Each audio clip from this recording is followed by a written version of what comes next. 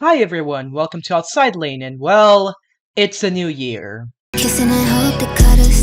Whether they like it or not, I wanna show you up. After another long-ass year, we finally jumped to 2024, and I guess this could be the best time to start with the top 20, although it's not really the beginning of winter, although I'm in the southern hemisphere, but whatever. And we're not really close to the spring, so making a top 20 video in the middle of February is kinda weird. Is there any specific reason I'm doing? No, I'm just kinda bored, and my late diagnosed autistic brain needs something to get excited, so I guess there's no spring ranking this year. And look, before you ask, yes, the audience recommendation videos is still in the works, okay? I'm gonna try to release it almost as close with this one. How has been 2024's music? Well, it's been happening. Okay, I can say that much about the year's music as of now because we're in the beginning, and the only things that have happened so far is a 21 Savage album bomb and a big pop single dropping, and while that happens, we have corridos tumbados and reggaeton still going strong, the latter more globally than in the US, but still strong. We also got some revival for older songs, as well as a very familiar sound that was big a few years ago getting a resurgence again, and for some reason,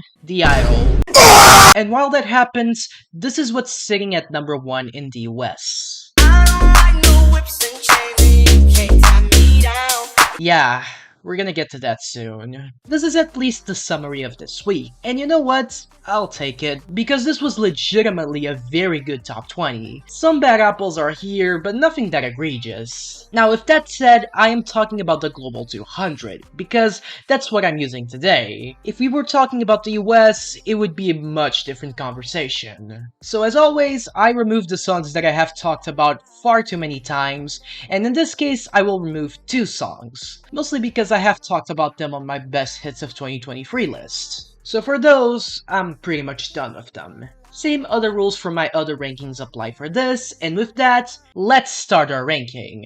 Starting with our only terrible song, which is whatever this is. For a while there it was rough, but lately I've been doing better.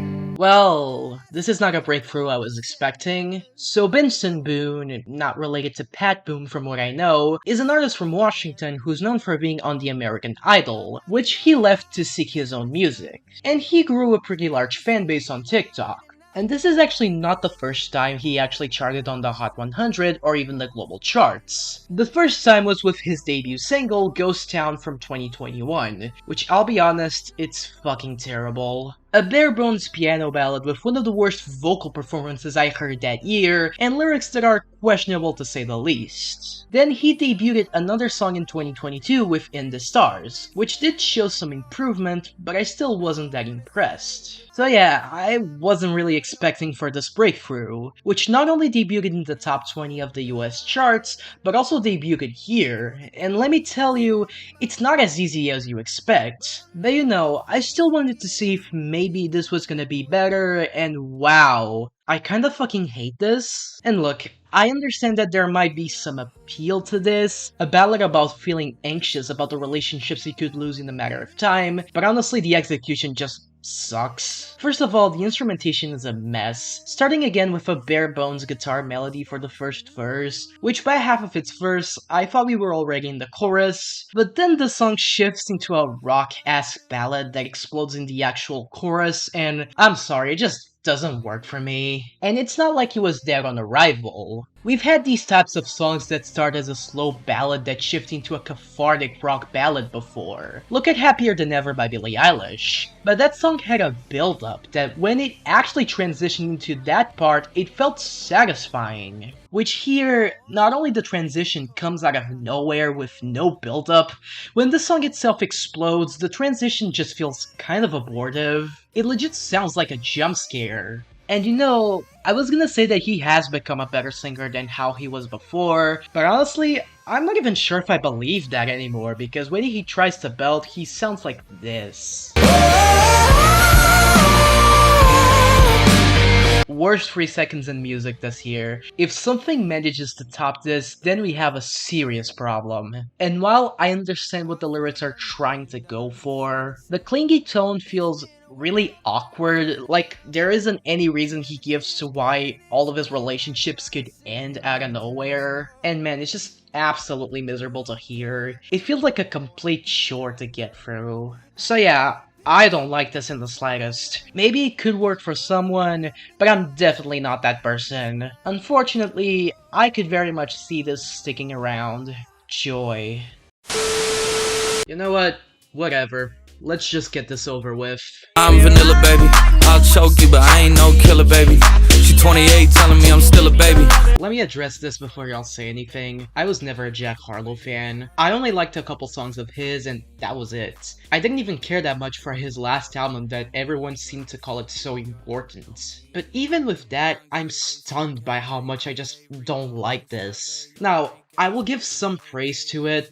The beat itself isn't bad. Word Simple's Whatever Bass Soliloquy by Cadillac Dale, which is actually a song that I didn't know before. So I guess I'm giving him some points for an original sample, but the verses themselves just feel empty as a whole. But honestly, what completely made me dislike this was Jack Harlow himself. Look, I know that his gimmick at this point is trying to sell his charisma while sounding as laid back as possible, and I'll say that that has worked before on some songs of his, but my god, it not only doesn't work here, it just brings the song itself down with him. Like, dude, can you at least care a little bit? Dropping some of his stupidest lines to date, and it's not like it's just a funny kind of stupid, it's just stupid. I mean, he opens the song saying that he's vanilla on bed. And don't even get me started when he tries to sing the sample itself. I don't like no whips and chains and you can't tie me down. It's not cool, it's just embarrassing.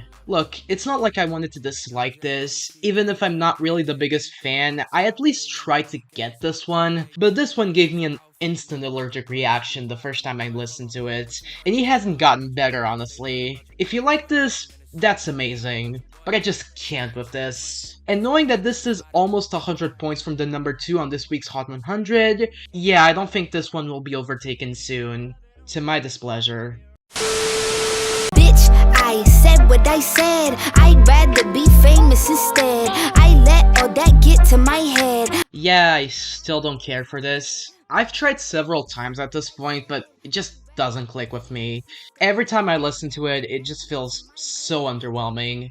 I mean, yeah, the chorus is kinda catchy, but once you remove that factor, you get pretty much nothing.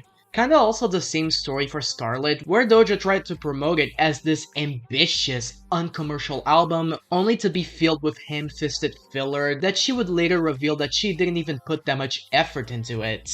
Girl, sometimes I just can't with you. Doja has made worse songs, but I struggle to see a song that is more forgettable than this, even if it was that big.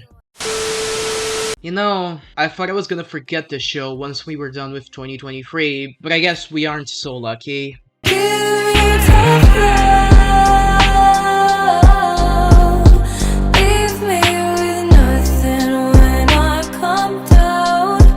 So, remember The Idol? I sure do. I saw all of it. And as most of you know, I mean, there's like 1,000 videos about this show, I'm not gonna be original when I say this, it's quite fucking terrible. A vanity project that screams of two men with a massive ego, trying to make cheap provocation that thinks it's much edgier than it actually is. The script is awful, the professional actors cannot save Abel's atrocious acting. Let me catch you looking at her again. Let me catch you looking at her again. And the ending is so horrendous that it feels like a complete waste of everyone's time. The only good thing about this show is that the cinematography has its moments. I mean, it's a Sam Levinson show, you might not get a good script, but at least you're gonna get some neat shots. And hey, Divine Joy Randolph and Rachel Sennett are on this. I like them. They're easily the best things about this show. If you've seen the clips of Abel's poor acting on Twitter or TikTok, that's all you need to see. And I thought that was gonna be the thing for 2024. Leave all the bad stuff from 2023 behind, you know? But I guess we did not get the memo, and now we are stuck with the soundtrack actually doing really well on the charts. Yeah, the show might have been a disaster in every way you can think of, but the soundtrack has been doing solid numbers surprisingly. Popular, for example, was pretty close from being on this top 20. It's at 24 actually. The song is still peaking somehow. But that's not what we got. And you know what? I'm thankful we have a slightly better song. Although I'm not gonna give that much credit because I think this is just alright. Probably the strongest thing about this song is the beat and the production itself, with the menacing synth line, the trap beat, and the distorted bass line. The slower tempo doesn't make me like this as much as I should, but I do at least understand the appeal. It's got a menacing and dark atmosphere that is much more effective than anything on the show itself. Now for the performances and content, I'll actually have to explain a bit of the characters on the show. I mean, if you haven't watched the show, your opinion would still be the same, but I'll explain it still. The show centers on Jocelyn, who's Lily Rose Depp, a massive pop star going through a mental crisis after her mom passed away, who managed her career but also had an abusive relationship with. And then she suddenly meets this guy named Tedros, or The Weeknd, a DJ and a pimp who runs a weird cult alongside with some other things. And when he meets Jocelyn, he promises to help her music career, and with that they enter an intense submissive relationship that gets heavier as it progresses. Look, I tried to summarize it as nicely as I could because trust me, the execution is poor at best. And you get that submissive relationship portrayed on this song, not just with Lily Rose Depp's character, but Jenny's character as well, Diane, Jocelyn's dancer and best friend, who was pretty much in cahoots with Tedros, so Jocelyn could be able to meet him in his own nightclub. Also, a rivalry kinda starts happening between the two because one of the directors wants to replace Jocelyn because she can't perform the song the label chose, but the storyline is so rushed that it doesn't really matter. And I'll say that with the context of the show, this at least makes a bit more sense. It's a very toxic relationship, and that's the point. Which I'll say that here, Abel can at least sell the role a bit better. And Jenny sounds pretty decent too, even if Lily Rose Depp has no personality as a singer whatsoever. But I think my biggest problem might just be that the song thinks it's a lot more provocative than it actually is. It tries to be this dark, sleazy sex song that thinks it's that edgy, but honestly, it's just not that deep. It's a hollow attempt at best. I mean, it's not worse than Popular on that lane, but still, no wonder this is attached to the idol. Again, this is fine. Honestly, I am surprised that this is on this tier instead of being on the meh tier, but also I wouldn't really care if this just left weeks after. Congrats to Jenny for getting ahead of her own, but that's really it. Ya pensé 2 veces antes de que tú me la juegues con que ya yo no sé. Oh cool, we actually got something interesting for once. So Javi is a Mexican-American singer from Arizona who got extremely viral on TikTok with 2 songs of his, which are currently on the top 20. He actually got signed back in 2022 due to one of his earlier songs becoming slightly popular, but then tragically he got into a nasty car accident that it was so bad that he was told that he couldn't sing anymore. But instead, he actually started recording videos of him singing on his hospital bed, which also got viral. He later did recover and started making music again, and now he's here. So you know what?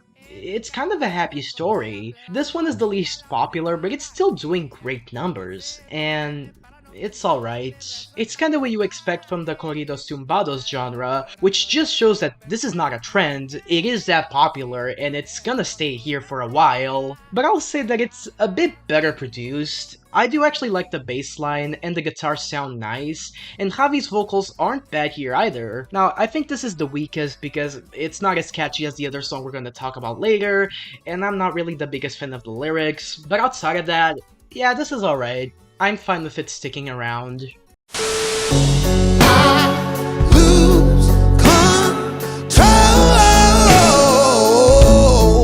Now, this is a name that I kinda expected to have a hit.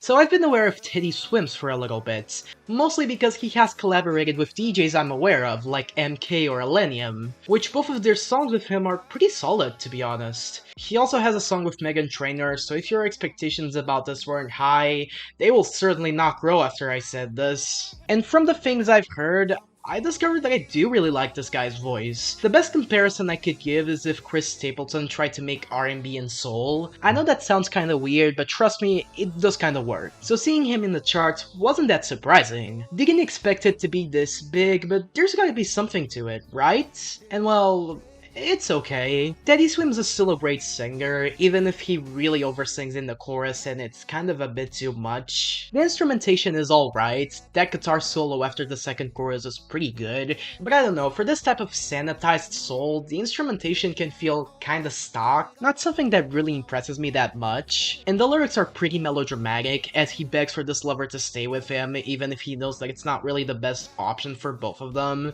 which is something that Teddy Swims can sell, but it's also something that doesn't really grip me that much. I don't know, if Teddy Swims winds up having more chart success, this is not a bad way to introduce yourself, just not one I think I'll remember.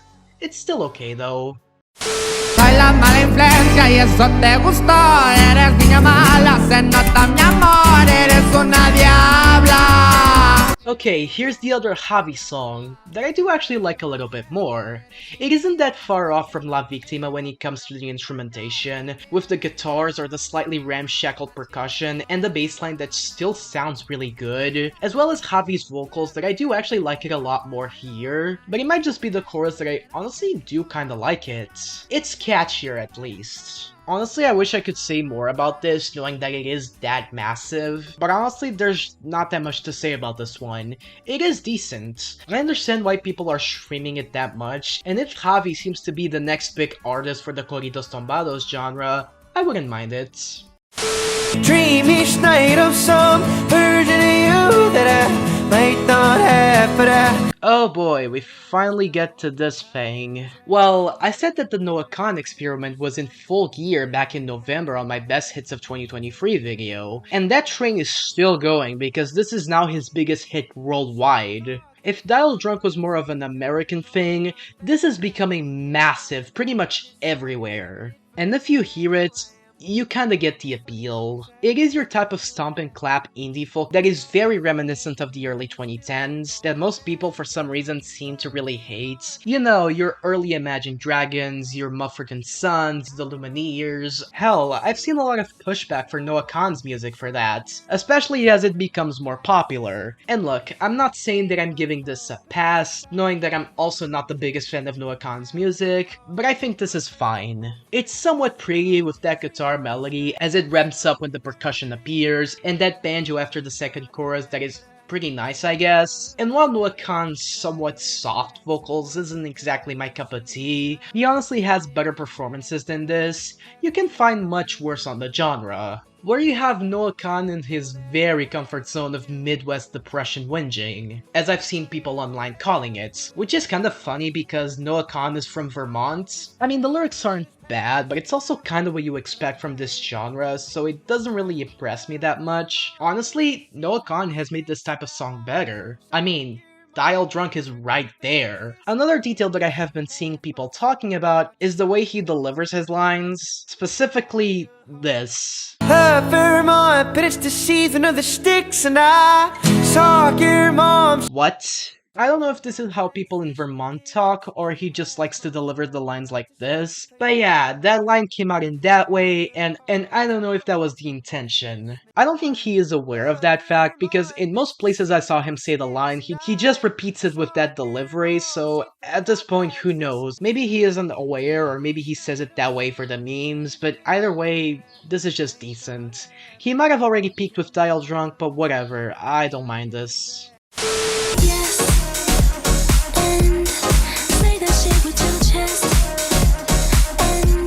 Well, I think I should have a lot to say about this. I was actually thinking on making a video about this alongside with J. Christ by Lil Nas X, but then I thought that it wasn't really worth making a big video about it because first, J. Christ didn't last that long, even if it is one hell of a fascinating stumble, and I knew I was gonna talk about the Ariana single at some point, even if this is not as strong as you expect. It only managed to stick at number 1 this week on the Global 200 by a miracle, and I kinda get why, because for an Ariana Grande lead single, this is kind of underwhelming. Now, this is not to say that it's bad, it's very decent. It's still got tons of good things. With Max Martin producing this, you weren't gonna get something bad. I like some of the key choices, and Ariana Grande is still a phenomenal singer, so she would not disappoint on that lane. But then you have that kind of blocky percussion, or some of the muddied vocal samples that just don't really work and retract from a song that could have been great. But honestly, what made me not like this as much as it should is probably the bridge and some of the lyrics. On one hand, she absolutely has the right to call out people who make assumptions or rumors about her personal life. That shouldn't even be a question. I think where the song kinda loses me is how she tries to deflect that she doesn't really care about all of that when the framing itself feels like it, especially in the bridge, which doesn't match with the rest of the song at all, where instead of trying to deflect any accusation, it feels like she's trying to retake the narrative, when she doesn't really need to. And it's not like it's some sort of self-reflection where she pretends not to care when she does actually. This is the actual framing of the song. Also, there's the whole homewrecker allegation, which has also divided a bit of the fandom because she briefly mentions it on the bridge. I'm not gonna comment on it because it's all alleged, but the situation is kinda weird. So yeah, I guess this is still a decent song, and it's not Ariana's worst single by any means. People tend to forget that Focus was the lead single for Dangerous Woman, which that's okay. I like to pretend that the lead single is either Into You or the title track. But we're talking about the same woman who made No Tears Left to Cry, or Thank You Next, or The Way. So in comparison, this feels very underwhelming. Let's hope the album itself is much stronger than this. Well, I didn't expect to like this one.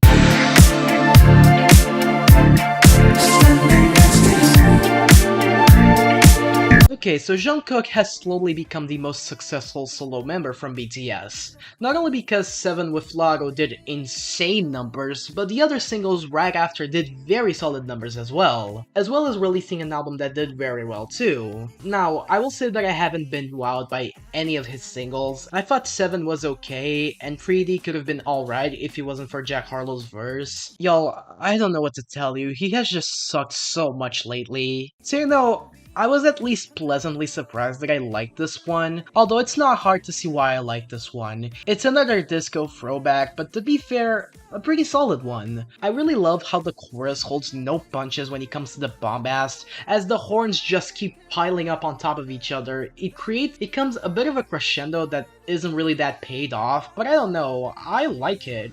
It also has a bit of a spacey atmosphere with that funky bass and the synths that I thought it was infectious. And yeah, Jungkook can sell this pretty well, even if it's not that amazing. Still better than 3D at least. It is a shameless throwback, I'm not denying that, but you know what? It's a good one. I'll stand by that.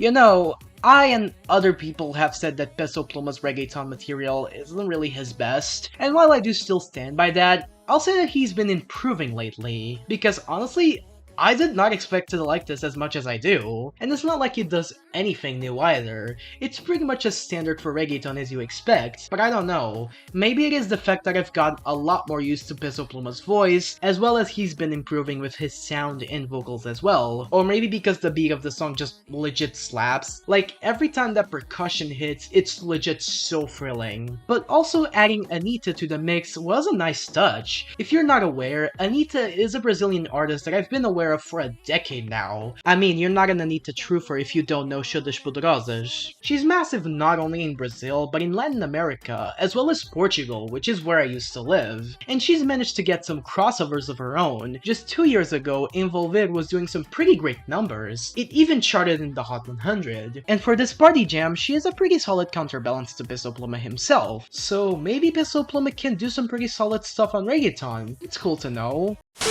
I would want myself, let me please believe it. I'll put you through hell, just know me, yeah, yeah. Honestly, I was expecting this one to shrink on me with the months passing, but honestly, it's been getting a lot better. I mean, yeah, it's a nostalgic sound I love, but when it's produced this well, I'm not complaining. I mean, it makes sense coming from Ryan Tedder, who's collaborated with Timbaland several times. And yeah, Tate McRae's still not a great singer, but the production does hide a lot of the problems. So yeah, I still think it slaps. I'm still not really high on Tate McRae, as her last album was very mediocre, but I will still support this. Te busco y no sé dónde estás. Estoy buscando respuestas. Now, here's a collaboration I did not see coming. Now, it's not really surprising to see Feid here, Colombian artist who, even if this is the first time I talk about him, he's been one of the biggest names on the reggaeton scene for the last year. With many songs of his charting on the Global 200 and even in the Hot 100, this man has taken the genre by storm in the last year, and I understand why. I just haven't found his music that gripping. He has a couple of good songs, but not something I would seek out. What I did not expect is to see him collaborate with ATL Jacob, who is an American hip-hop producer who, like Feid, has been getting massively popular very recently, producing for many rappers in the scene. So far, his most successful being Wait For You by Future, Drake, and Thames. He has collaborated with Future many times recently, maybe due to the fact that both are from Atlanta. Now, I didn't really have any expectations knowing that I looked at ATL Jacob's producing credits and there's nothing close from reggaeton, but it was still worth giving a shot, and you know what? I'll say that he did a very good job. It's a bit more of a lightweight vibe than Feid is more used to, with the keys and the chiller percussion and the guitars in the chorus, but it honestly works very well. He can create a good flow while selling the emotions of this post-breakup song very well. Honestly, this one is just a great vibe that I did not expect to like it as much as I did. Not sure if it's my favorite of his. I think Classy 101 with Young Miko takes the slight edge for me, but yeah, I absolutely endorse this. And speaking of Young Miko,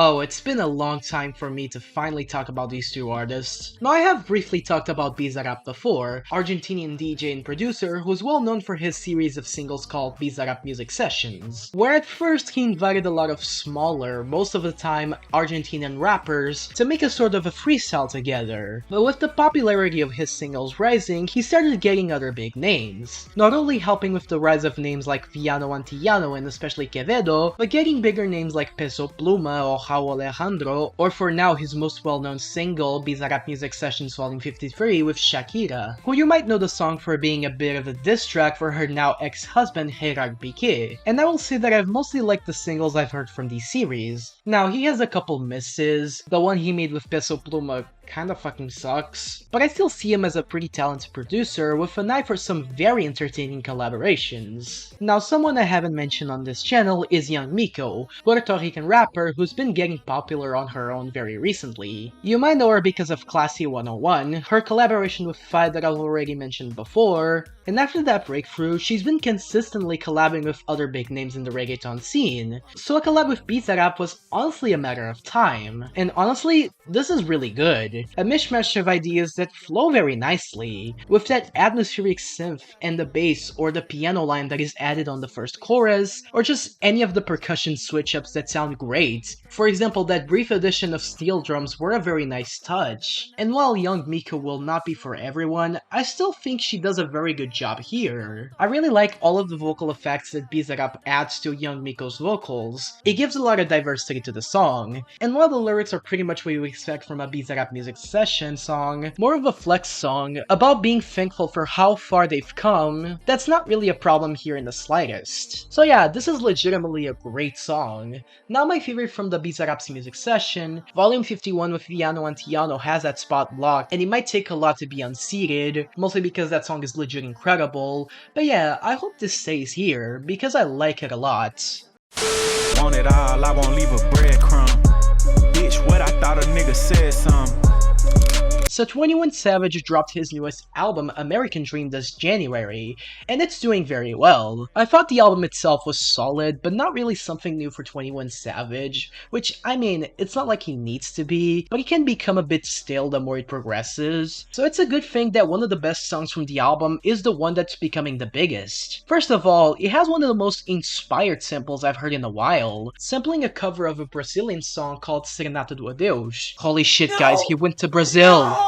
which was composed in 1958 by poet Vinicius de Moraes, and this version being performed by Elza Laranjeira in 1963, which doesn't even have a Wikipedia page, but has worked with pretty popular Brazilian artists of her time. Even then, it is still a very obscure sample to find, and unlike a song that I've already talked about, that one being Lovin' On Me, this one actually works. Not just because it is well implemented, London on the Track did a great job. You know, it actually feels like 21 Savage is giving a shit about having a presence. Yeah, he might not be for everyone, but I do still think he has a solid flow here. And I would say that there's still a lot of creative bars here. Yeah, I really like this one. Hope it sticks around. Normally, I could keep my cool, but tonight I'm whining. Oh, I finally managed to give a segment to this song. So Tyla is a South African singer who's been at the rise ever since the song became viral in November of 2023. Since then, she's received a bunch of accolades, like being the first South African artist to enter the Hot 100 since 1968, where composer Hugh Masekela reached the #1 spot in the charts with his song Grazing in the Grass, and being the first South African woman to do so. So there is a lot of importance to this accolade, and honestly, I am so happy that this is here because this is legit some good shit. Now, I have seen some people calling this Afrobeats, and this is not really the best term to call it. Instead, this seems to be a lot more inspired on a genre called Amapiano, loosely translated to the pianos from the Nguni language. If I said that word wrong, you can correct me in the comments. I'm not perfect. Which was already a massive genre in South Africa, but this one is the first of the genre to get this big worldwide. And I get why. With the nice synths, the organ line, the smooth percussion, and the bass that gets louder through the chorus, that I honestly thought it was a nice touch. And Tyla is a pretty good singer, to be honest, that sells this sex song very well. And yeah, you could say that the main metaphor is kinda clunky, and maybe it is, but honestly, I could care less about that, because this is just a massive bop that it might open the door for a genre that I hope it becomes bigger. And you know what? I think that's a great thing.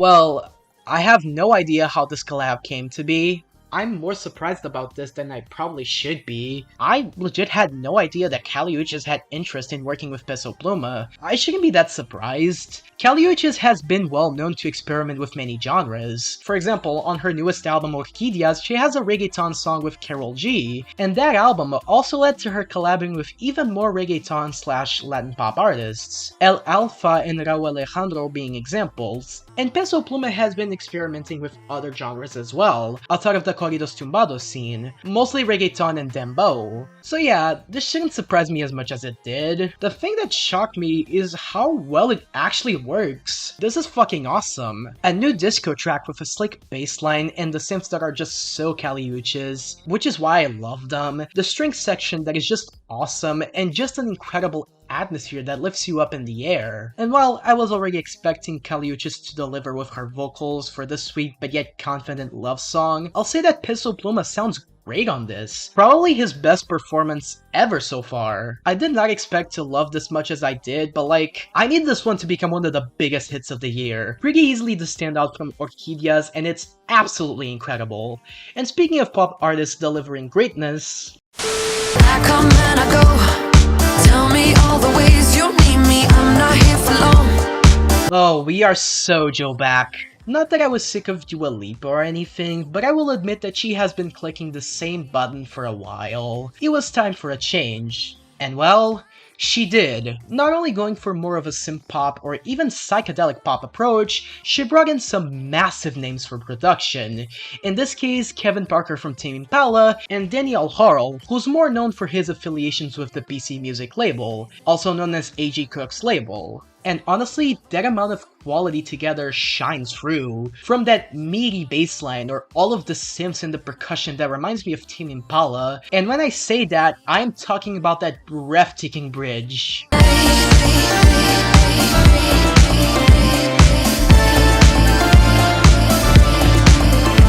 Like, holy motherfucking shit, that is goddamn incredible. And it just sets pretty well with the theme of Dua Lipa just being this mysterious lover who everybody wants, but once they think they have her heart, she's gone just like magic. I know some people were confused by the way she was saying Houdini, but I don't know, I thought it was kind of fun. So yeah, this is absolutely incredible. If she keeps this quality going forward, then we might get something special soon.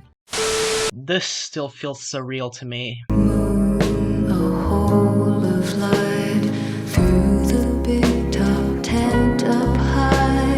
I don't even know what to say about this. I've been waiting for this moment since the first time I heard of Mitski, back in 2019 when I first heard Be the Cowboy, and even after seeing her getting viral on TikTok, I never really expected this day to come. But yet, here we are. I'll say that I expected it to happen with some of the viral hits from Bury Me at Bakeout Creek, or Be the Cowboy, but yet, it was with her most recent album. I have talked about that album before. It is a really good album, but not one of my favorites from her. But My Love, Mine All Mine is absolutely one of the standouts. And this is a song I've already mentioned on my Best Songs of 2023 video. I go more on details on there, so you should check it out after this video. But it's a phenomenal ballad with some gorgeous instrumentation that feels like the centerpiece of the album, where once Mitski leaves this earth, she knows that the one thing she can always claim as her own is the love that she gave, which makes sense. An album that is an experiment on trying to fall in love and fail so many times until you finally love to love yourself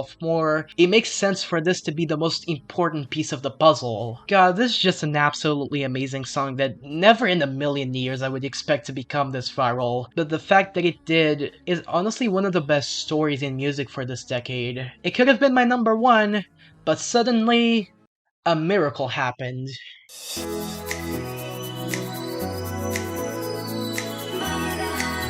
Well, this is the best day of my life. Oh, I know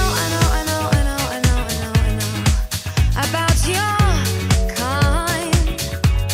So one of the biggest global hits of the 2000s to never hit the US charts, and I legit mean it. I've heard many stories of Americans who've never even heard the song before it got viral. Imagine being that sad. It becomes massive on TikTok because of a movie that becomes a big trend for like a couple of weeks. Kinda sounds familiar, doesn't it? So the movie I'm talking about is Saltburn. I did actually watch the movie, and honestly, I did not like it, mostly due to issues with the script, especially with the supposedly twist ending, and the song was played at the end of the movie, where after a bunch of shit happens, I'm not gonna spoil the movie, just the part that matters, Barry Keoghan, which is one of the protagonists of the movie, dances around naked to the song on a massive mansion. Now, that scene out of context looks fine, but with the context, I don't like it that much. But again, I'm not spoiling the movie because if I had to explain why I don't like the scene, I would have to talk about the movie itself. But you know what? I'll take whatever I can get to get this song viral because there is a reason why it's viewed as a classic. Because you know,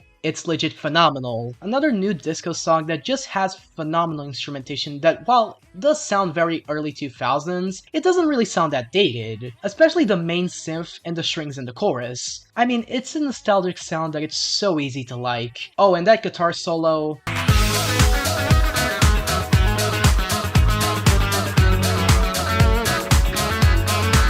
just killer stuff. And I mean, I absolutely see why it was used in Saltburn. I have my issues with the usage of music in that movie for other reasons, but this one makes sense. Where she wants to blow the competition away with her dancing, even if that means she has to take some desperate measures, which obviously fits with the music video. Which, mentioning it, I just fucking love it. It's so overdone and silly, but also self-aware that just makes it even better. I mean, there doesn't really need that much to understand the appeal. It's just a perfect pop song. Now, I wouldn't call it a 10 out of 10 because that's just what it is. I love it. I wouldn't change a thing from it, but it doesn't have that extra edge for me to get to a 10. I would put on the same lane as Cruel Summer by Taylor Swift, which I removed from this ranking because at this point, I don't have anything to say about it. But yeah, seeing this finally getting another worldwide push was truly something special. And yeah, this was the ranking. But you know what? The video is actually not over. So knowing that Billboard has changed their year-end rules for stupid reasons, what if I talk about the songs that are already locked for the year-end list? Or that I think that are gonna make the year-end list? If one of these doesn't, look, I'm not a psychic, okay? You know, this lyrically sounds very 1989, but sound-wise it just kinda sounds like Midnight's. But I mean, I like Midnight's, so I guess this is solid enough. Wow, is this the boundary-pushing music you were teasing? Sure, whatever fits your boat, I guess. This is fine, I guess, but I have no idea of why she's doing that Valley Girl accent in the verses. Honestly, this sounds incredible for its first 4 minutes. I love the Miami bass-inspired beats, SZA just keeps sizzing, as always, and even as a non-sexy Red fan, her hook is just so good. It could have been a strong 8 or even a 9, but then Drake decided to add the final verse for no reason and it just ruins it. Either way, it's still good. This song does have the same problem with Rich Baby Daddy, which is where Drake adds another embarrassing final verse when he didn't really need to. His first verse was already fine, it just happened that J. Cole completely overshadowed him and he didn't want that to happen. And I'm already not that much of a J. Cole fan myself, so saying that is kinda weird. That's a really good sample you chose. Are you gonna do something interesting with it? Only Chris Stapleton to give us a southern rock song to chart and to sound this incredible. Keep doing what you're doing, man, because this is working. I try to understand the appeal of Yeet, but I think he's just not for me. But you know what? I'll give him this. Compared to Drake, he sounds incredible. Is it kinda long? Yes, but I don't know, it's just kind of a vibe. Quite easily one of the better songs from that last album, which was kinda disappointing. You know, this ain't close from Usher's best, but I'll take anything to get him back on the charts. And this is a pretty good song too, so I'll take it. Well, this sure is a country song that exists. I mean, good for Jelly Roll, I guess, and especially Lainey Wilson, but this is so nothing. And speaking of nothing burgers, yeah, this one also does nothing for me. The instrumentation isn't bad, but it's also not interesting, and this guy's over-singing is a bit too much, so I guess this is just mid. There's so much wrong going on with this, I don't even know where to start. But I want to thank these two for making a song so pathetic, it made me laugh out loud. This is not here because I'm using the previous week, but I need this to become the biggest thing for a full month just to spite Nicki even more. Also, this fucking goes off, but I don't really need to tell you that. And now, let's mention some songs that are outside of the global top 20 that I do really like. And because we're really at the beginning of the year, I decided to extend that rule, so it's not just outside of the global top 20, but I'll add the Hot 100 and fuck it, the UK charts too. Why not? Put that on my mama, on my hood. I look fly, I look good. And you can hold me like you held her, and I will fuck you. In the wake of a hurricane, dark skin of a summer shade, nose dive in the floodlines. I feel so much lighter like a feather with you off my mind. Those streets that never sleep when the sky goes dark. Through waiting grass, the months will pass. You'll feel it all around.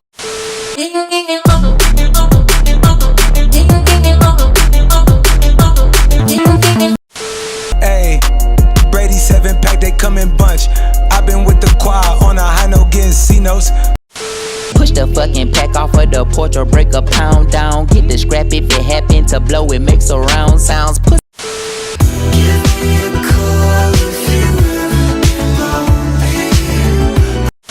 So, this was the video. I hope y'all liked it. And if you ask, yes, I'm still doing the audience recommendations video.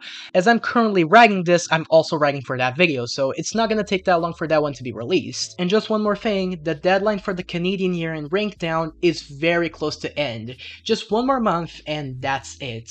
So if you still want to do it, you have time. I've already reached 15 submissions with it, so I'm gonna do a video about it, so don't worry about that too. And that's really it. Subscribe to my channel, follow me on all of my social medias, which on this case would be Twitter, which is where I'm most active, and Instagram and Blue Sky, which I'm not that active, but sometimes I post there. And that is it. I hope I see y'all soon.